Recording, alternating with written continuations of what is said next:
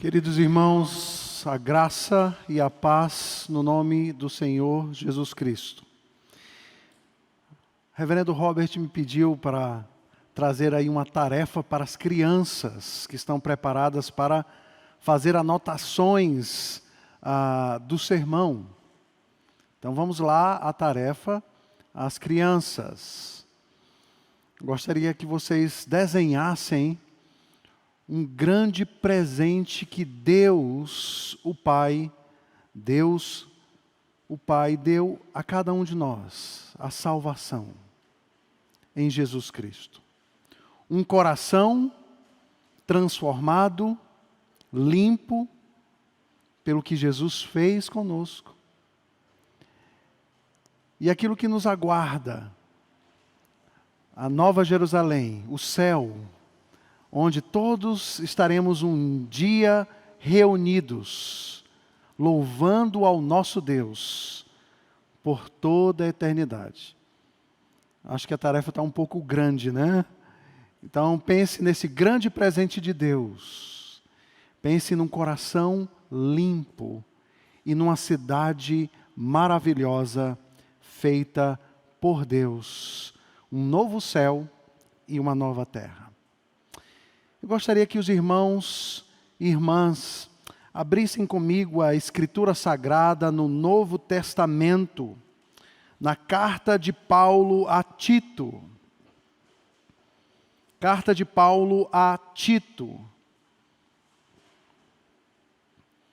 Os versículos que serão o objeto da nossa exposição, particularmente, serão os versículos de 11 a 15. Mas antes de entrarmos, propriamente dito, nos versículos de 11 a 15, eu gostaria de trazer brevemente a ocasião, o propósito, a situação que se encontrava à ilha de Creta, quando o apóstolo Paulo enviou Tito, aquele pastor, para cuidar daquela igreja.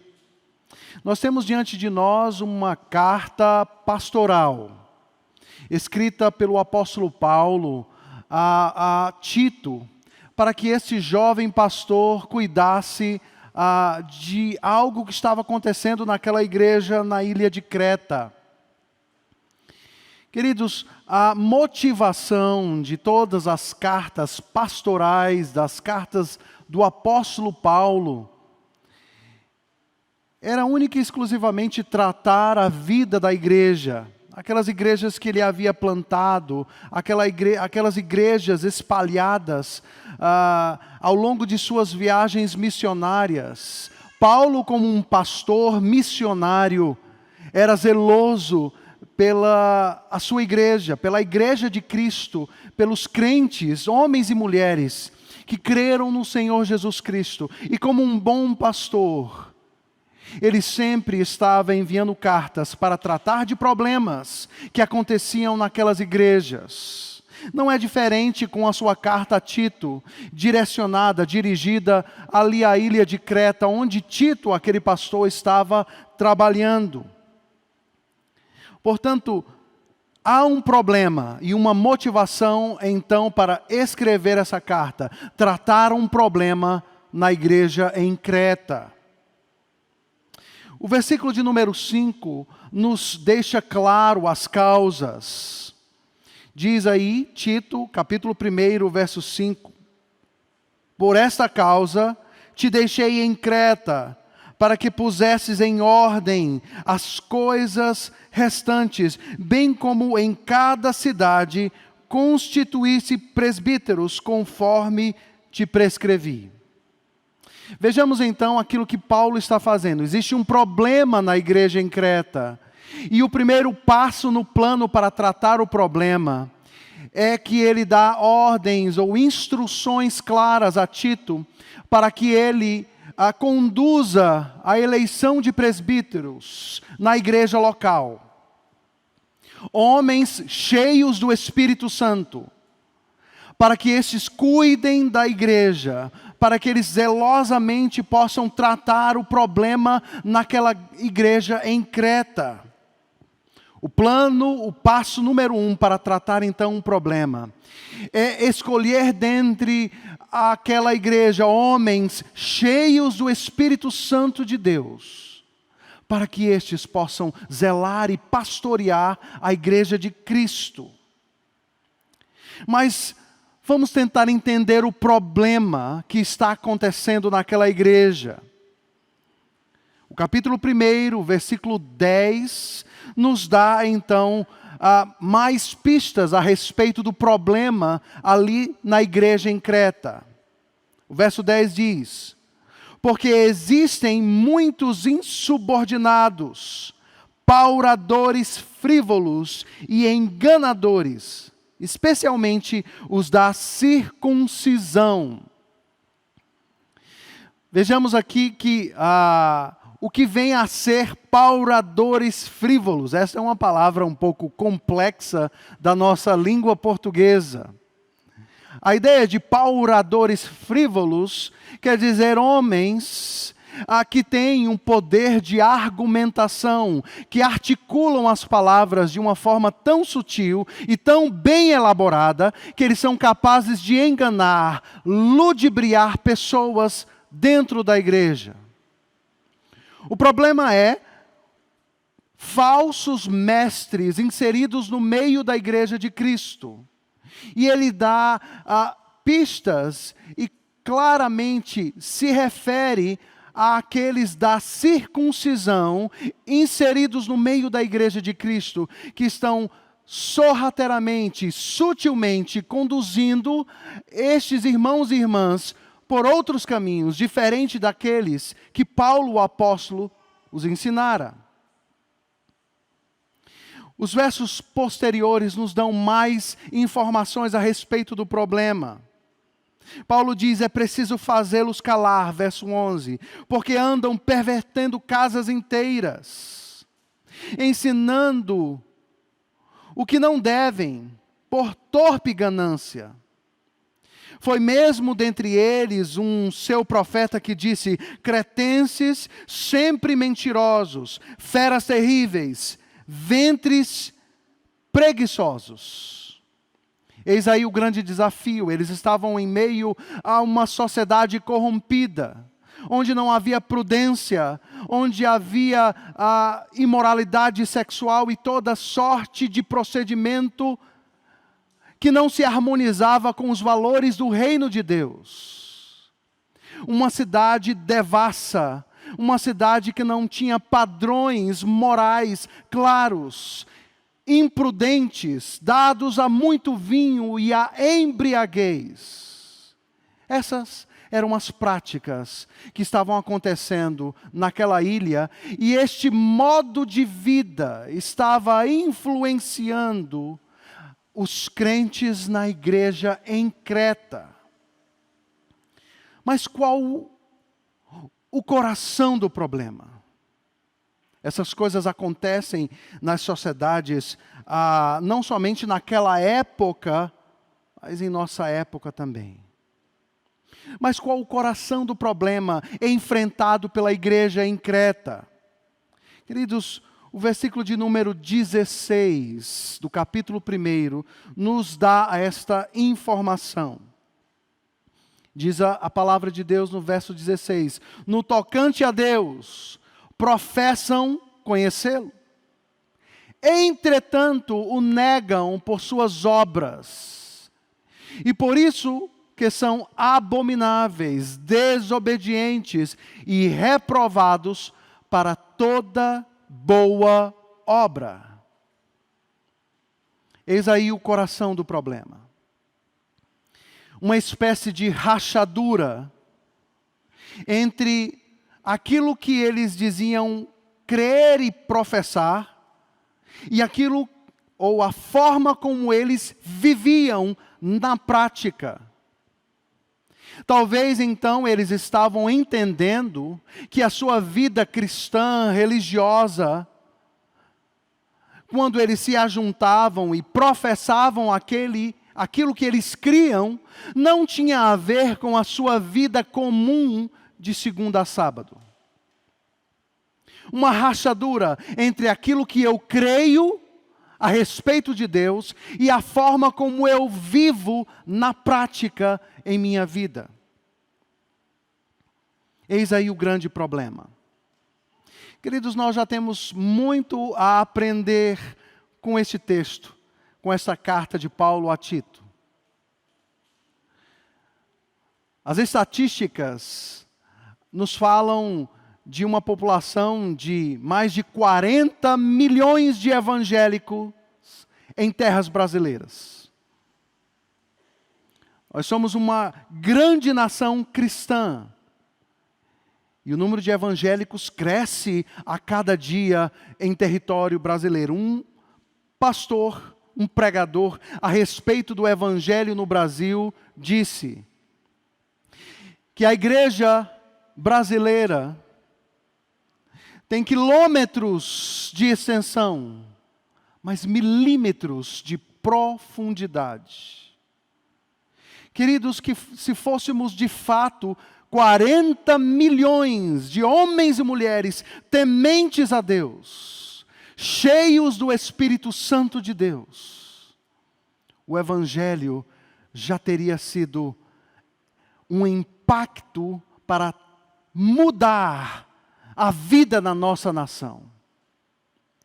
Muitas pessoas talvez creiam ou professem alguma coisa a respeito de Deus, mas não estão entendendo as implicações do que significa ser uma nova criatura, ser um homem e uma mulher de Deus.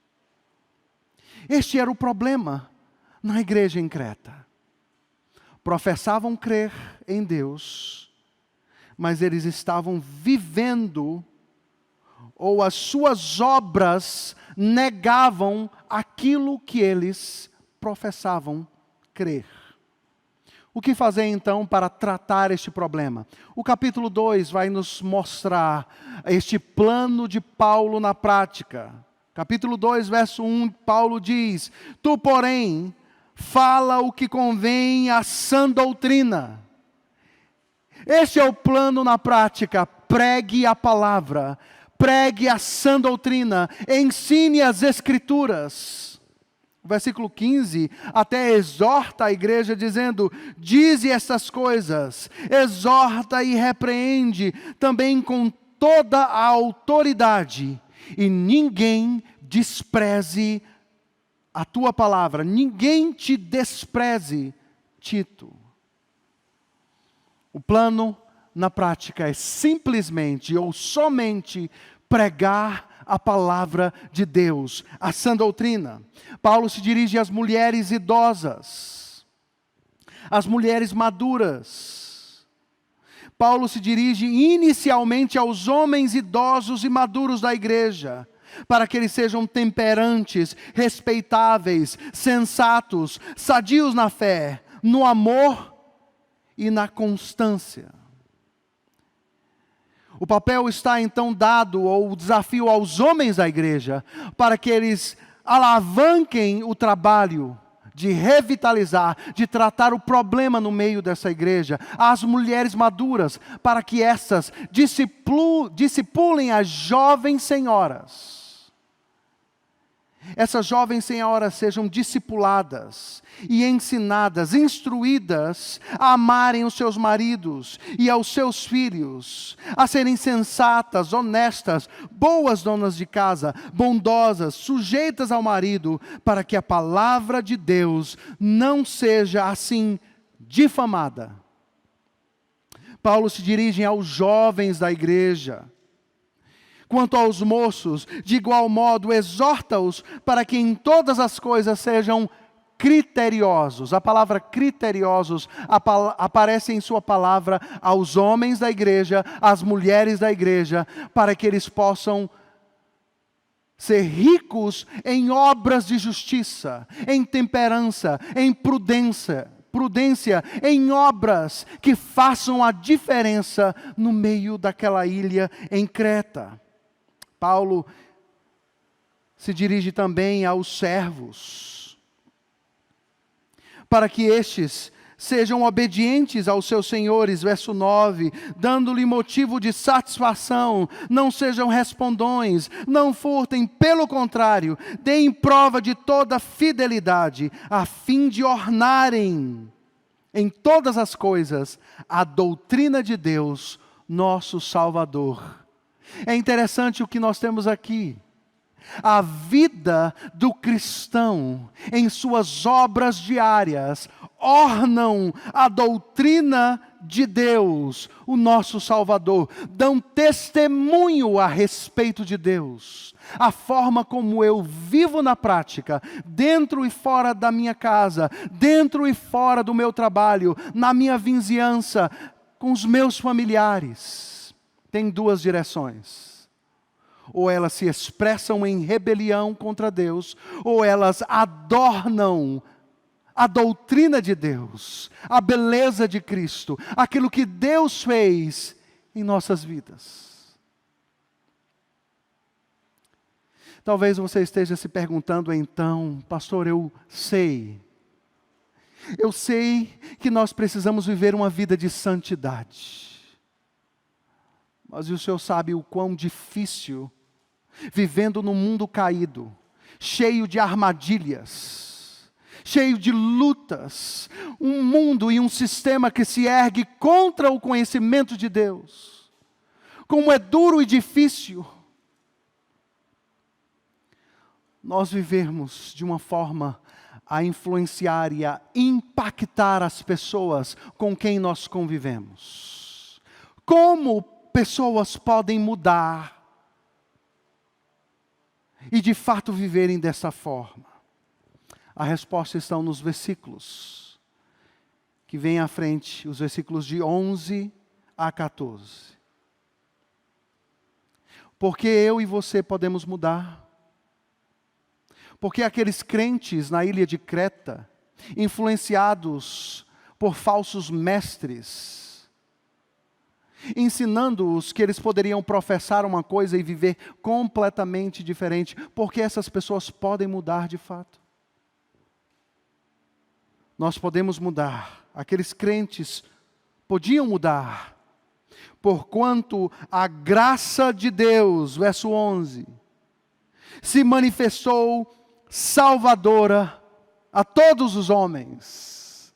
Porquanto a graça de Deus se manifestou salvadora a todos os homens.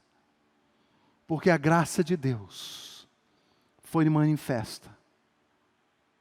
Essa é a razão porque eu posso ter esperança de que eu posso mudar.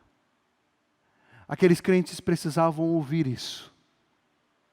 A graça de Deus é o amor imerecido de Deus revelado a homens e mulheres. É mais, é o poder de Deus para a transformação de todo aquele que crê. Você pode estar se perguntando o significado da graça manifesta a todos os homens, a graça que se manifestou salvadora a todos os homens, que todos os homens o apóstolo Paulo está se referindo. O capítulo 1, versos 1 e 2 nos respondem que homens são esses. O verso 1 do capítulo 1 diz: Paulo, servo de Deus e apóstolo de Jesus Cristo, para quê?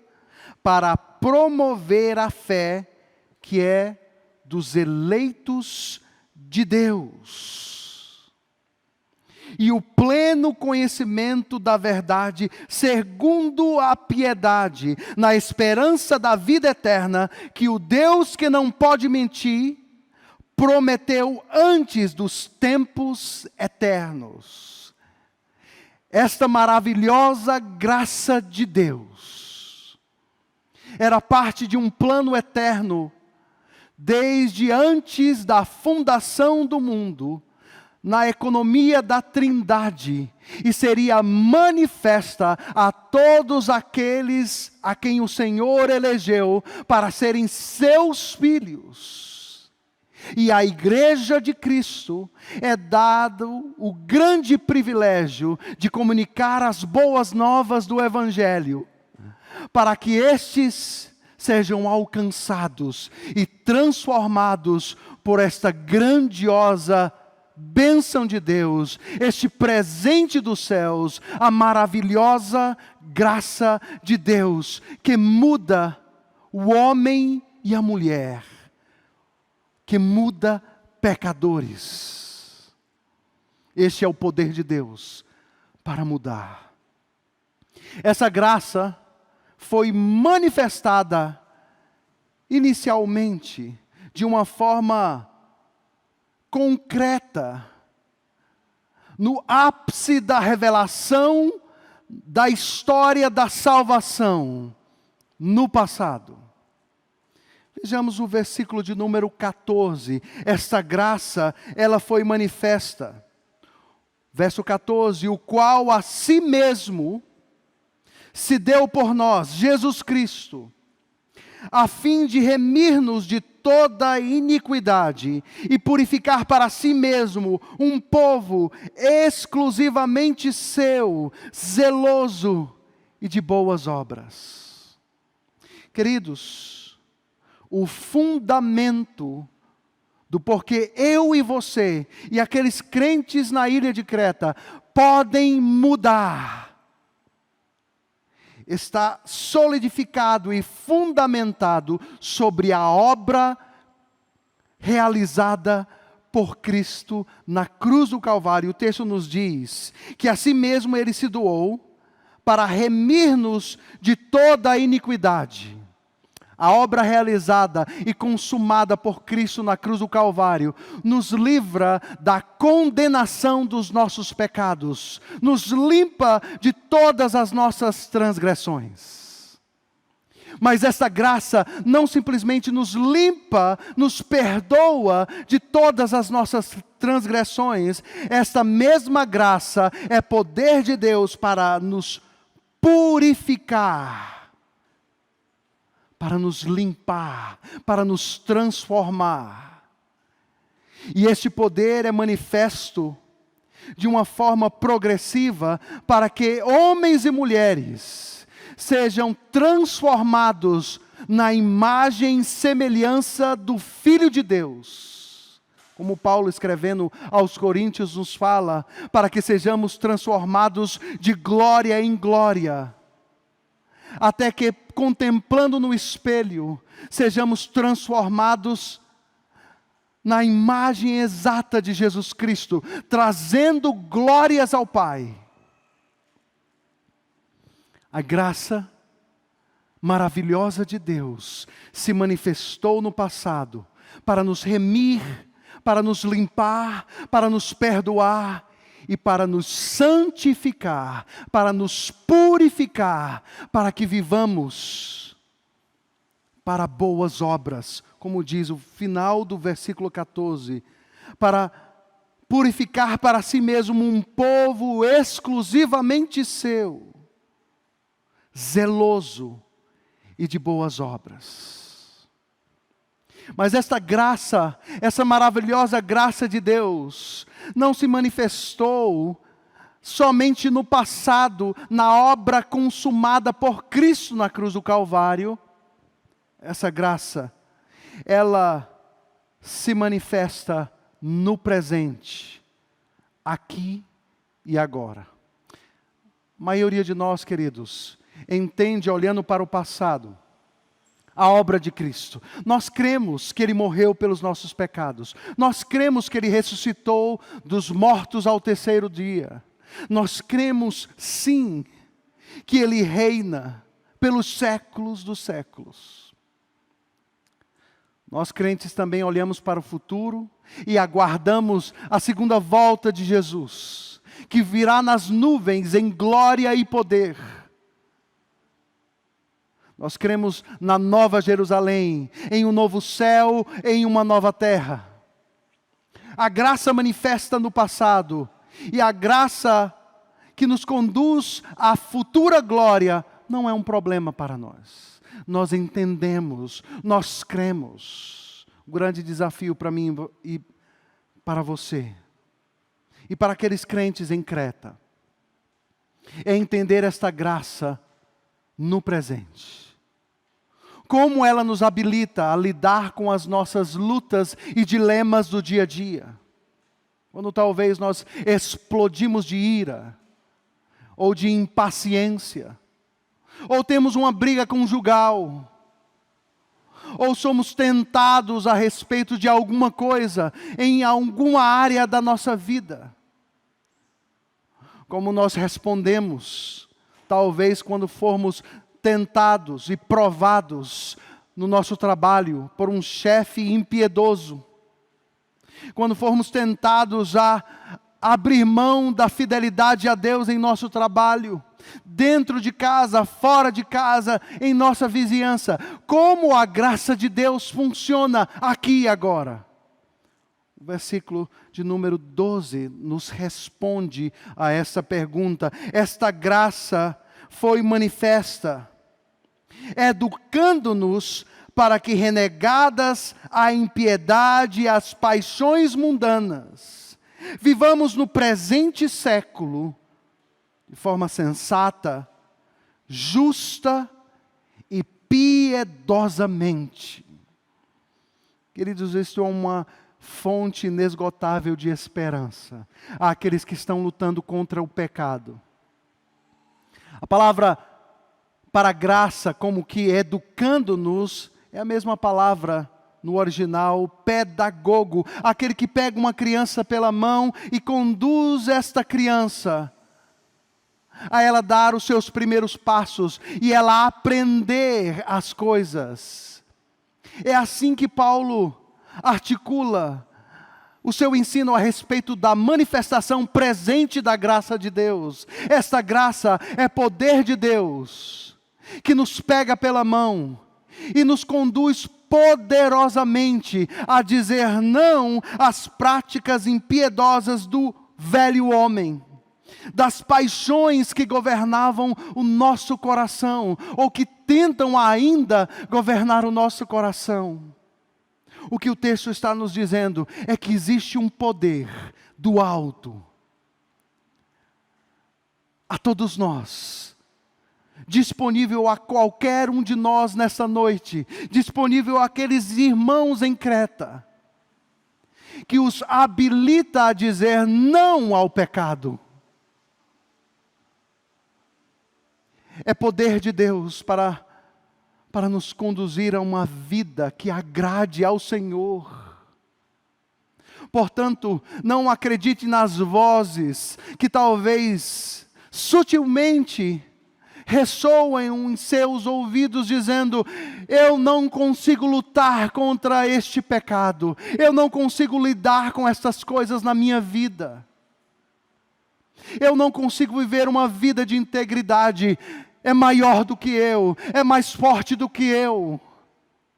Não. O que o texto nos está ensinando é que esta graça manifesta no presente, que é poder de Deus, é o mesmo poder de Deus que ressuscitou a Cristo de entre os mortos. Este mesmo poder, a graça presente, está disponível a cada um de nós, para que nós possamos dar passos de mudança em nossas vidas, para que maridos possam amar as suas esposas e liderá-las amorosamente em seus lares. Você não precisa acreditar que você deve viver de forma áspera, rude, contra a sua esposa, contra o seu marido. A graça suficiente, disponível a cada um de nós, a cada um daqueles crentes, para darmos passos e abandonarmos gradativamente todas as paixões mundanas do presente século, para sermos prudentes e discernirmos o mal do bem, e vivermos escolhendo aquilo que é sábio, aquilo que é bom, aquilo que é santo, aquilo que é puro em nossas vidas. A graça suficiente para lidarmos com os nossos medos, com as nossas ansiedades, com as nossas tristezas, com as tentações de todas as ordens. Há um poder disponível hoje, na presente época, e essa é a graça maravilhosa de Deus que se manifesta hoje, e ela é a razão por que nós podemos crer que nós podemos mudar. Nós podemos ser homens e mulheres cheios do Espírito Santo de Deus, dando testemunho vivo, ardente, daquilo que Deus fez e faz em nossos corações, e fazermos a diferença onde quer que nós estejamos, vivendo de forma sensata, prudente e piedosamente. Essa mesma graça que se manifestou no passado, essa mesma graça que se manifesta no presente, é a graça que nos conduz a aguardar a bendita esperança, verso 13, e a manifestação da glória do nosso grande Deus e Salvador, Cristo Jesus. Essa é a graça que nos habilita a perseverarmos em toda e qualquer situação. Essa é a graça que nos habilita e nos fortalece a continuarmos lutando e vivendo de forma fiéis a Deus, a sua palavra. Essa graça, ela não simplesmente se manifestou no passado, ela não simplesmente se manifesta no presente, mas ela nos conduz a viver uma vida e aguardar a manifestação da glória vindoura do porvir. Esta é a maravilhosa graça de Deus, que Deus dá a cada um destes crentes, para viverem de forma consistente com aquilo que eles creem e professam. Queridos, eu não sei como está a sua vida nesta noite, mas o que eu quero lhe dizer é que o fundamento sobre o qual você pode crer que pode mudar está na obra perfeita e realizada por Cristo Jesus na cruz do Calvário. Eu não sei como está o seu coração nessa noite, mas eu quero lhe dizer que há suficiente graça para você viver de forma piedosa e dizer não às insinuações do velho homem e do pecado que ainda habita em nós. Há suficiente graça para isso. E essa mesma graça é aquela que nos fortalece e nos habilita a viver no mundo caído, no mundo quebrado, onde perdemos os nossos entes queridos, onde choramos, onde lidamos com coisas grotescas e difíceis, provações e tentações. Essa graça nos habilita a aguardar esta bendita esperança e a manifestação da glória do nosso grande Deus e Salvador, Jesus Cristo. Talvez você olhe para a sua vida nessa noite e pense: a minha vida é cheia de altos e baixos. Talvez você esteja vivendo agora de uma forma a estar frustrado com as escolhas que você tem feito em sua vida. Talvez você olhe para você mesmo e esteja tentado a viver completamente sem esperança. Mas eu quero encorajar a você que está aqui nessa noite, a olhar para o texto, para esta maravilhosa graça de Deus, e a crer e a entender que existe um Deus que opera uma boa obra na sua vida, e que aquilo que Ele começou, Ele vai acabar. Aquilo que Ele inicializou em sua vida, Ele vai finalizar.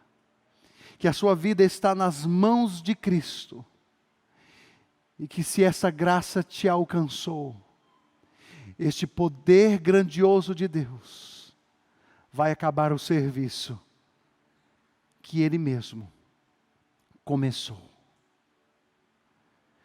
Que você saia dessa noite aqui, cheio desta grande esperança, da maravilhosa graça de Deus, para vivermos e honrarmos ao nosso Deus, não simplesmente com palavras, mas com obras, com vida real e concreta. Que Deus te abençoe. Amém. Muito obrigado por nos acompanhar até o final desse vídeo.